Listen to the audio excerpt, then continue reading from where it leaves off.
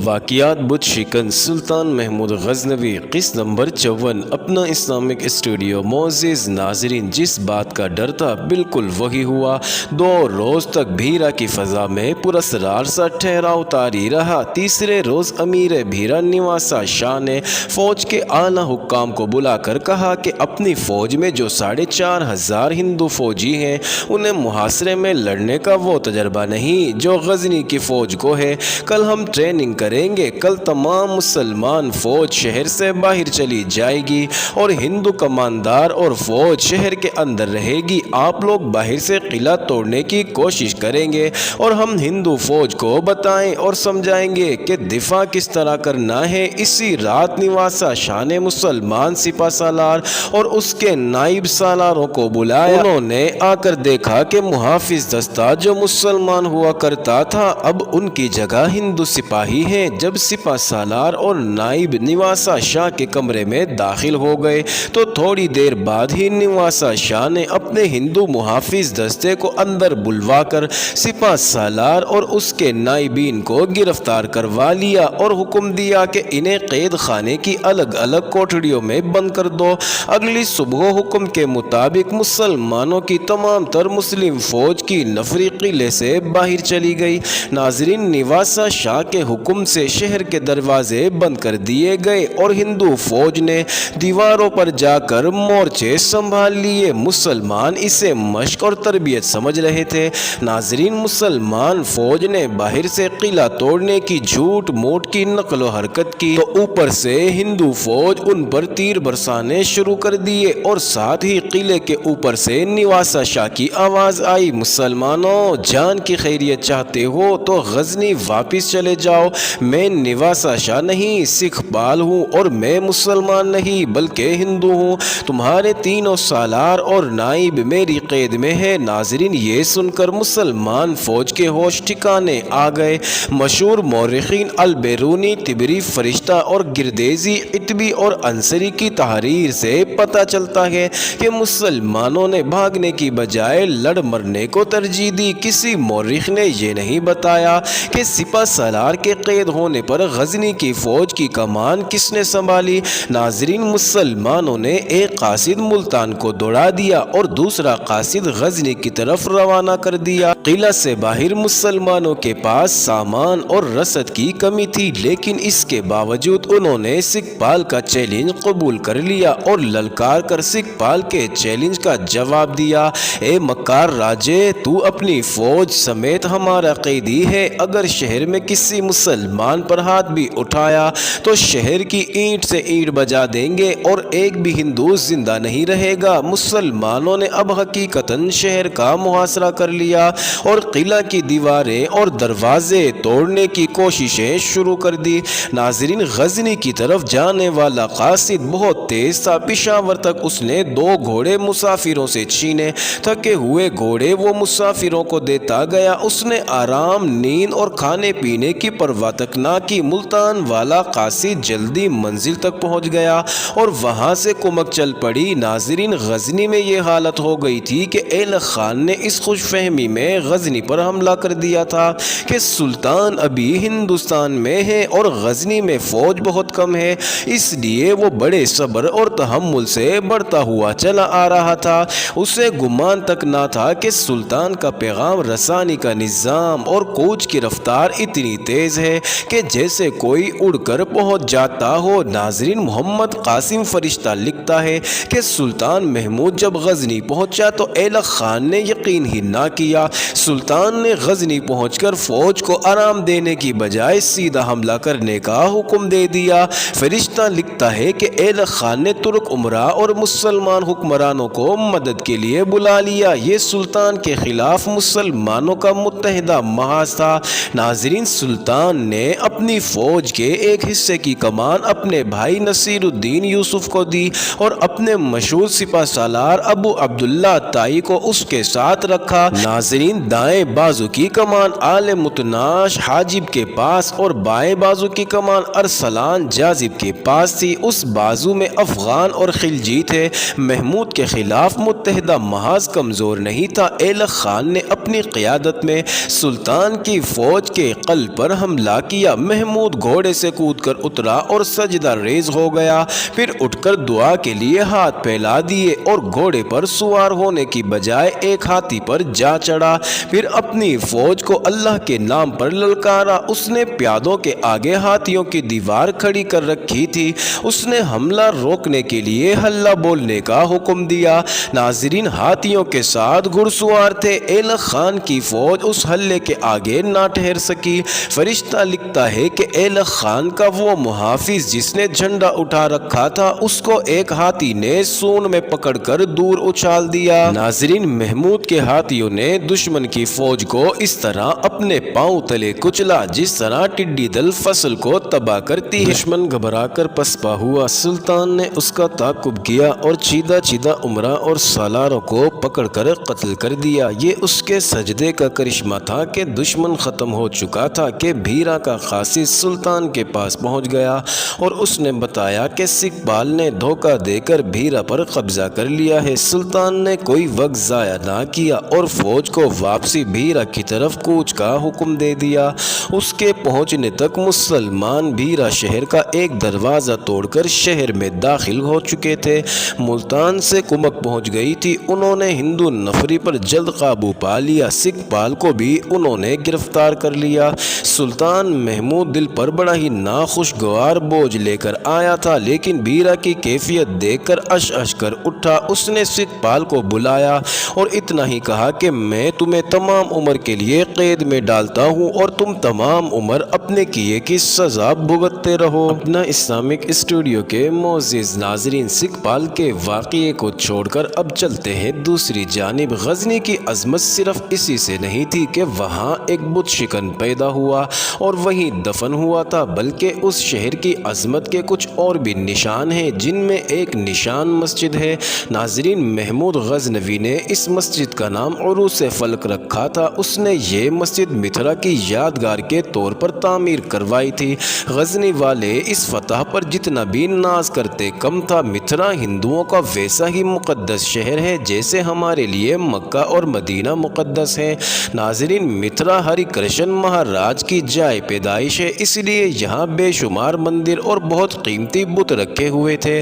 नाज़रीन, महमूद गजनवी जब मिथरा का बुत खाना तोड़कर वापस आ गया तो उसने गजनी में एक ऐसी संगे मरमर से मस्जिद तामीर करने का हुक्म दिया जो अपनी शान और शौकत और खूबसूरती में यकता हो, लासानी हो। बहुत दूर दूर से मुअम्मार बुलाए गए जिन्होंने महमूद गजनवी के तखय्युल और तसव्वुर से ज़्यादा हसीन जामिया मस्जिद तामीर कर दी।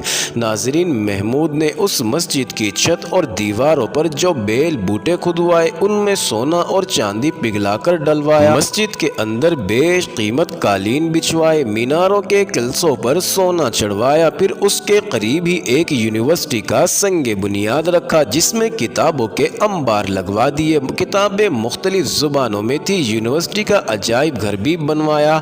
नाज़रीन, जिसमें नादिर अशिया रखी। ये मस्जिद और यूनिवर्सिटी इल्म फ़न का मरकज़ बन गई। महमूद गजनवी ने यूनिवर्सिटी के असातिज़ा और तुलबा और यूनिवर्सिटी की तमाम देखभाल के लिए कसीर रकम अलग मुख्तस कर। नाज़रीन, उमरा ने जब अपने सुल्तान का शौक और ज़ौक़ देखा तो उन्होंने अपने लिए दिलकश मकानात और मस्जिदें तामीर करवाना शुरू कर दी। थोड़े ही अरसे में गजनी खूबसूरत हसीन मस्जिदों, मकानों, बागों और मसनूई चश्मों का शहर बन गया।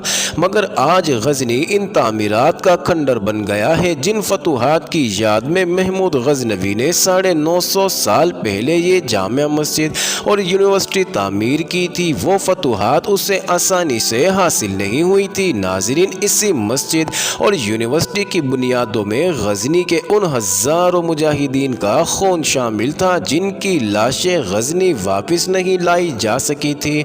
नाज़रीन, बुलंद शहर मिथरा, मुहाबन और कनूज के इलाके में गंगा और जमुना के किनारे उन शहीदों की कब्रों के निशानात तो मिटा ही दिए गए होंगे। 950 बरसों में शायद उनकी कब्रों के ऊपर क्या क्या बन गया होगा। उन्होंने जिस तरह मिथरा और उसके बाद कनूज को फतह किया था, उसके पीछे एक विलविला अंगेज और दिलों को हिला देने वाली दास्तान है। नाज़रीन, 1018 सने ईस्वी के आखिर में महमूद गजनवी बुलंद शहर से मिथरा तक बगोले की तरह फिर गया था। नक्शे पर देखें तो उसकी پیش قدمی اور فتوحات کی شکل بگولے کی سی بنتی ہے۔ اس ایک ہی حملے میں اسے کئی بار دریائے گنگا اور جمنا عبور کرنے پڑے تھے۔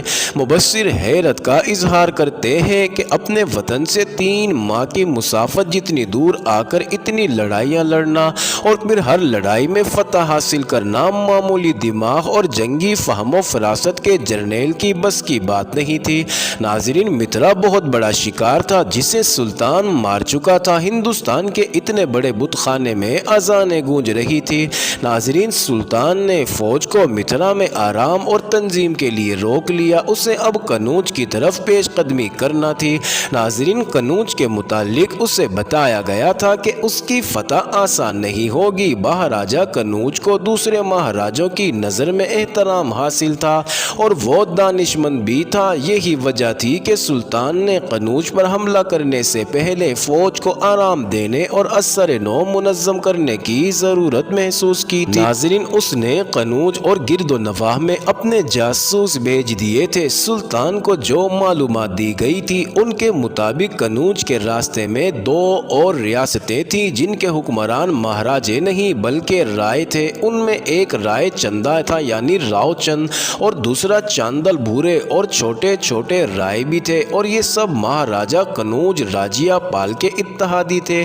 ناظرین، جاسوسوں نے جن مقامی بندوں کو اپنا ایجنٹ بنایا تھا ان کی زبانی پتہ چلا تھا کہ لاہور کا راجہ بھیم پال بھی یہیں کہیں موجود تھا اور وہ یہاں کے مہاراجوں کو سلطان محمود غزنوی کے خلاف متحد کرتا پھر رہا تھا۔ وہ خود تو سلطان کے سامنے نہیں آ سکتا تھا کیونکہ وہ سلطان کا باج گزار تھا۔ اس نے سلطان کے ساتھ جنگ نہ کرنے اور سلطان کی ہر ممکن مدد کرنے کا وعدہ بھی کر رکھا تھا۔ سلطان نے اسے ڈھونڈنے اور اگر ممکن ہو تو پکڑ کر لانے کے لیے اپنے آدمی بھیج رکھے تھے، مگر اس کا کہیں سراغ نہیں مل رہا تھا۔ ناظرین، لاہور کا راجہ بھیم پال انند پال کا بیٹا تھا اور سکھ پال کا ستیلا بھائی تھا کہ انند پال کے والد راجہ جے پال کو سلطان محمود غزنوی کے والد سبکتگین نے بھی شکست دی تھی۔ پھر سلطان محمود غزنوی نے بھی شکست دی اور گرفتار کیا اور تاوان ادا کر کے رہا ہوا تھا اور سلطان کا باج گزار بنے رہنے کا معاہدہ بھی کیا تھا اور پھر واپس لاہور آ کر خودکشی بھی کر لی۔ پھر انند پال تخت نشین ہوا۔ اس نے سلطان کے خلاف اعلان جنگ کیا، پھر دریا کے کنارے شکست کھائی اور کشمیر بھاگ گیا۔ پھر اس کا بڑا بیٹا سکھ پال تخت نشین ہوا۔ اس نے بھی سلطان کے خلاف بیرا کے میدان میں جنگ لڑی مگر شکست کھائی، گرفتار ہوا اور مسلمان ہو گیا۔ پھر غداری کی، اسلام سے منحرف ہو گیا، پھر جنگ ہوئی، گرفتار ہوا اور بیرا کے قید خانے میں ہی مر گیا۔ ناظرین، لاہور کی گدی پر سکھ پال کا ستیلا بھائی بھیم پال بیٹھا تھا جو سلطان کے خلاف سازش کرنے لگا۔ اس کا ساتھ اس کا چھوٹا بھائی لوچن پال بھی دے رہا تھا جس کا ذکر آگے آئے گا۔ ناظرین، قنوج مترا سے 150 میل دور دریائے گنگا کے دائیں کنارے واقع ہے اور مترا دریائے جمنا کے دائیں کنارے پر۔ اس طرح محمود غزنوی کو 2 دریا عبور کرنے تھے، مگر راستے میں جو قلعوں میں رائے یعنی راؤ رانے راجپوت بیٹھے تھے انہیں بھی تہ و تیغ کرنا ضروری تھا، ورنہ قنوج کو محاصرے میں لینے کی صورت میں یہ سب سلطان کے عقب پر حملہ کر سکتے تھے۔ ناظرین، سلطان پیش قدمی جلدی اور تیزی سے کرنا چاہتا تھا تاکہ قنوج کا دفاع زیادہ مستحکم نہ ہونے پائے۔ راستے میں جمنا کے بائیں کنارے پر ایک منج نام کا ایک مضبوط قلعہ اور چھوٹی سی ریاست تھی جو منج کہلاتی تھی۔ ناظرین، اس زمانے میں یہ برہمنوں کے قلعے کے نام سے مشہور تھا۔ قنوج اور منج کا درمیانی فاصلہ صرف 27 میل تھا۔ منج ہندو راجپوتوں کا گڑھ تھا۔ یہ لوگ غیرت مند اور جنگ و جدل کے شیدائی تھے۔ ان کی عورتیں بھی بہادر اور ہر قسم کی قربانی دینے والی تھی۔ مہاراجہ قنوج کو منج راجپوتوں پر بڑا اعتماد تھا۔ اس نے ان کے ساتھ دوستی اور جنگی تعاون کا معاہدہ کر رکھا تھا۔ ایک روز منج کے لوگ دریائے جمنا میں نہا رہے تھے۔ ناظرین، مردوں سے دور عورتیں بھی پانی میں اتری ہوئی تھی۔ ہندوؤں کے لیے صبح دریا میں نہانا مذہبی فریضہ کہلاتا ہے۔ منج کا قلعہ دریا کے عین کنارے پر واقع تھا۔ اچانک عورتوں کی چیخ و پکار بلند ہوئی اور وہ کنارے کی طرف بھاگی۔ مرد ان کی مدد کو دوڑے آئے۔ وہ سمجھے کہ دریا سے کوئی مگرمچھ یا کوئی اور آفت نکلی نکلی ہے مگر وہاں انہیں کچھ اور ہی نظر آیا۔ ناظرین، دریا میں لاشیں بہتی ہوئی آ رہی تھی اور پانی کا رنگ بھی بدلا ہوا تھا۔ پہلے انہیں چند ایک لاشیں نظر آئیں، پھر دریا جیسے لاشوں کا دریا بن گیا ہو۔ دریا پر جو پنڈت اور دیگر مذہب پرست لوگ تھے وہ ہاتھ جوڑ کر دو زانوں بیٹھ گئے اور بھجن الاپنے لگے۔ ان کے جسم کانپ رہے تھے اور ساتھ ان کے بھجن بھی کانپ رہے تھے۔ ناظرین، قلعے کی دیواروں پر سنتری کھڑے تھے۔ انہوں نے جب لاشوں کا انبار بہتا ہوا دیکھا تو ان کی حالت بھی غیر ہونے لگی۔ یہ راؤ رانے راجپوت کسی سے ڈرنے والے نہیں تھے، وہ زندہ لوگوں سے نہیں ڈرتے تھے۔ اتنی زیادہ تعداد میں لاشوں کا دریا میں بہتے ہوئے آنا ان کے لیے کسی غیبی آفت کا پتہ دے رہی۔ ناظرین، دریا سے جو پنڈت بھاگ آئے تھے انہوں نے مندر کی گھنٹیاں اور شنکھ بجانے شروع کر دیے۔ سارے شہر میں خوف ہراس پھیل گیا۔ رائے چند کو اطلاع ملی تو وہ دوڑتا ہوا قلعے کی دیوار پر چڑھ گیا۔ اس کے ساتھ اس کے افسر اور درباری بھی تھے۔ اس نے سب سے مخاطب ہو کر کہا کہ جانتے ہو یہ کیا ہے؟ یہ متھرا اور مہابن کے لوگوں کی لاشیں ہیں۔ کیا تم نے یہ خبر نہیں سنی ہے کہ غزنی والوں نے متھرا پر قبضہ کر کے وہاں کے تمام مندروں کو اجاڑ دیا ہے؟ قلعے کی دیوار سے اسے وہ لوگ بھاگتے ہوئے قلعے کی جانب آتے دکھائی دے رہے تھے جو دریا میں نہا رہے تھے کہ لاشوں کو دیکھ کر قلعے کی جانب بھاگے تھے۔ رائے چند نے کہا کہ دیکھو، ان بزدلوں کو لاشوں سے ڈر کر بھاگے چلے آ رہے ہیں۔ انہیں نہیں معلوم کہ یوں بزدلی دکھائی تو ہم سب کی لاشیں اسی طرح دریا میں بہیں گی اور ہماری عورتیں مسلمانوں کے قبضے میں ہوں گی۔ مندر کی گھنٹیاں، گھڑیال اور شنکھوں کی آوازیں اور زیادہ بلند ہو گئی تھی اور اب لوگ گلیوں میں بھی اونچی آواز سے ہرے رام ہرے کرشن کا بھجن گانے لگے تھے۔ ناظرین، عورتیں بھی گلیوں میں نکل آئی تھیں۔ یہ سب شور و غوغا مل کر بڑا ہی خوفناک منظر پیش کرنے لگا تھا۔ ناظرین، رائے چند کے چہرے کا رنگ بدلنے لگا۔ آخر وہ پھٹ پڑا اور بولا، بند کرو یہ گھنٹیاں، شنکھ اور گھڑیال۔ شہر میں یہ کیا ماتم ہو رہا ہے؟ راجپوت کس کا ماتم کر رہے ہیں؟ سب پنڈتوں کو یہاں لے آؤ۔ رائے چند کے محافظ اور سپاہی دوڑ پڑے اور کچھ دیر بعد ہی شہر میں سناٹا چھا گیا۔ رائے چند نیچے چلا گیا اور اپنے عام کمرے میں جا بیٹھا۔ زیادہ وقت نہیں گزرا تھا کہ دو پنڈت آ گئے اور ان کے ساتھ ہی ایک اور آدمی کو بھی اندر لایا گیا جس کے کپڑے بھیگے ہوئے تھے اور اس کی سانسیں اکھڑی ہوئی تھی۔ رائے چند کو بتایا گیا کہ یہ آدمی دریا سے زندہ نکالا گیا ہے، لکڑی کے ایک شہتیر کے سہارے تیرتا ہوا آ رہا تھا۔ ناظرین، رائے چند نے اس آدمی سے کہا کہ سب کو بتاؤ کہ جن لاشوں کے ساتھ تم تیرتے ہوئے آئے ہو وہ کن لوگوں کی ہے۔ اس آدمی نے بتانا شروع کیا کہ یہ مہابن کی فوج کی لاشیں ہیں اور میں بھی مہابن کی فوج کا ہی آدمی ہوں۔ ہمیں بتایا گیا کہ غزنی کی فوج قلعے در قلعے فتح کرتی چلی آ رہی ہے اور اس کا رخ متھرا کی طرف ہے۔ آپ جانتے ہیں کہ مہابن کا جنگل کتنا گھنا اور کتنی دور دور تک پھیلا ہوا ہے۔ ہمارے مہاراجہ کول چند نے اپنی تمام فوج اس جنگل میں پھیلا دی، تیر اندازوں کو درختوں پر چڑھا دیا، ہاتھیوں کو ایک طرف قطار میں کھڑا کر دیا گیا کہ حکم ملتے ہی مسلمانوں پر چڑھ دوڑا دیے جائیں۔ مسلمانوں کی فوج کو اسی جنگل سے گزرنا تھا۔ پھر میں آپ کو بتا نہیں سکتا کہ کیا ہوا تھا۔ جنگل کے اندر مسلمانوں کی بہت تھوڑی سی فوج آئی۔ ہماری فوج نعرے لگانے لگی کہ ایک بھی مسلم کو زندہ نہ جانے دیا جائے، ان کی لاشیں متھرا کے مندر کے سامنے جلائیں گے۔ جنگل کے تین اطراف سے جیسے طوفان آ گیا ہو، پیچھے سے دائیں اور بائیں سے مسلمان ہم پر ٹوٹ پڑے۔ جن ہاتھیوں کو مسلمانوں پر چھوڑنا تھا وہ چنگارتے ہوئے ادھر ادھر دوڑ پڑے۔ درختوں پر جو ہمارے تیر انداز چھپ کر بیٹھے تھے وہ مسلمانوں کے تیر کھا کھا کر کٹی ہوئی ٹہنیوں کی طرح نیچے گرنے لگے۔ ان کے تیروں سے مسلمان بھی مرے لیکن وہ خود بھی زندہ نہ رہے۔ ہماری فوج بھاگ پڑی اور ان کے پیچھے پیچھے مسلمان جنگل کو صاف کرتے چلے آ رہے تھے۔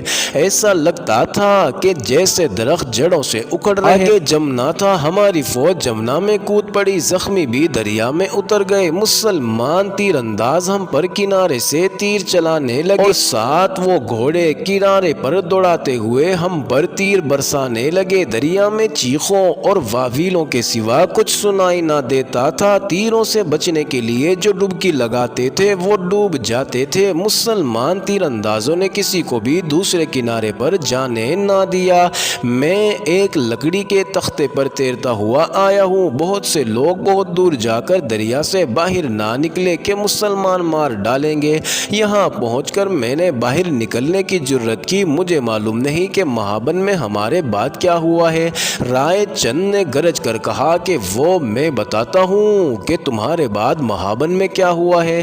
مجھے اطلاع مل چکی ہے کہ تمہارے راجہ کول چند نے عورتوں اور بچوں کے ساتھ خودکشی کر لی ہے۔ اس کے تمام ہاتھی اب مسلمانوں کے پاس ہیں اور غزنی کے سلطان نے متھرا کا بڑا مندر اور تمام چھوٹے مندر صاف کر دیے ہیں۔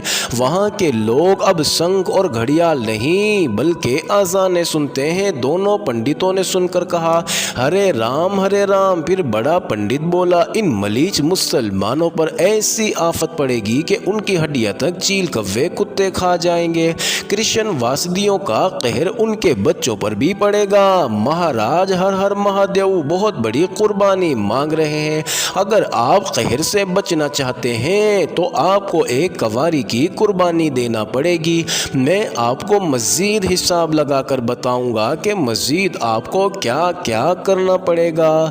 معزز ناظرین، یہ انٹرسٹنگ ویڈیو جاری ہے۔ اگلی ویڈیو قسط نمبر 55 میں دیکھنا مت بھولیے گا۔